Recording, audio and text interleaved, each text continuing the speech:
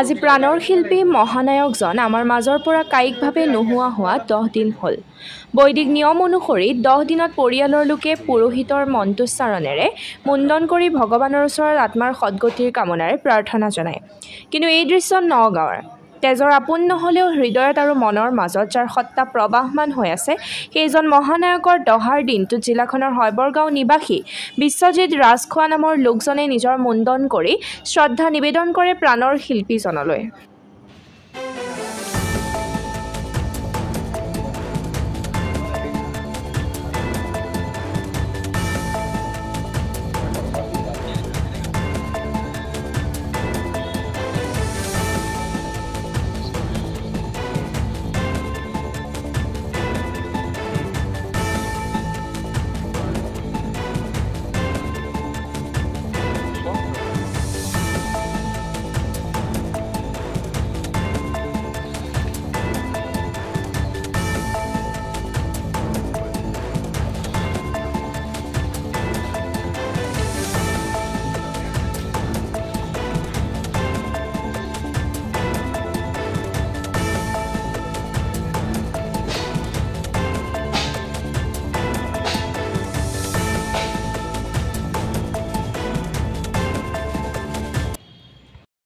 আজি জুবিনদাৰ দহাকাজৰ দিনাখন আমি গোটেই অসমবাসী ৰাইজে শুকাব পৰিস্থিতি আছো, শুকাব আবেগত আছো।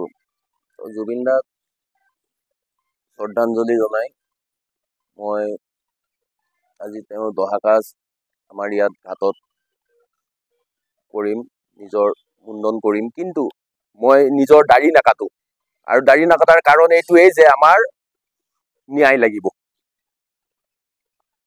যোনদিনাখন ন্যায় পাম, মই আপোনালোকৰ ওচৰত কৈছো, আপোনালোক আজি আহিছে, ক'ৰ পৰা কেনেকে গম পাই আহিলে মই নাজানো, কিন্তু মই আপোনালোকৰ আগত কৈছো, যোনদিনাখন ন্যায় পাম, যদি 6 তাৰিখে আপোনাৰ মাননীয় মুখ্যমন্ত্ৰী ডাঙৰীয়াই কোৱাৰ নিচিনা যদি আপোনাৰ কিবা আমি ফল পাওঁ,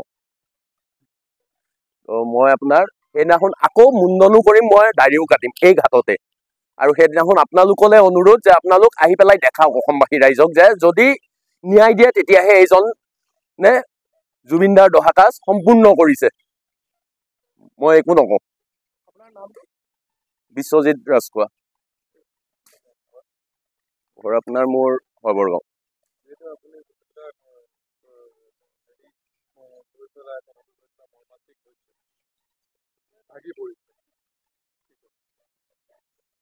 জুবিনদা আমি যেতিয়ালৈকে জীয়াই থাকো তেতিয়ালৈকে জুবিনদাৰ নিচিনা মানুহ অসমবাসীয়ে নাপায়, ভাৰতবাসীয়ে নাপায়, বিশ্ববাসীয়ে নাপায়। যোনজন মানুহে যোৱাকালি মই দেখিছিলো আপোনাৰ 70% নিজৰ আয় আপোনাৰ ৰাইজৰ কাৰণে দিয়ে। আমি বহুত কথা শুনো, ৰতন টাটা আমুক, তেনেকা ধৰণৰ মানুহৰ কেও ওপৰত বুলি ক'ম আমাৰ জুবিনদা। আৰু অহা আপোনাৰ 100 বছৰলৈ জুবিনদাৰ নিচিনা যে এজন মানুহ পাব অসমবাসী ৰাইজে, তো এই কথাটো আপোনাৰ লোকে ডাঠি ৰাখক যে অসমবাসী ৰাইজে তেনেকুৱা মানুহ নাপায়। আৰু জুবিনদাৰ আৰু বেছি নকওঁ, মোৰ যিহেতু আপোনাৰ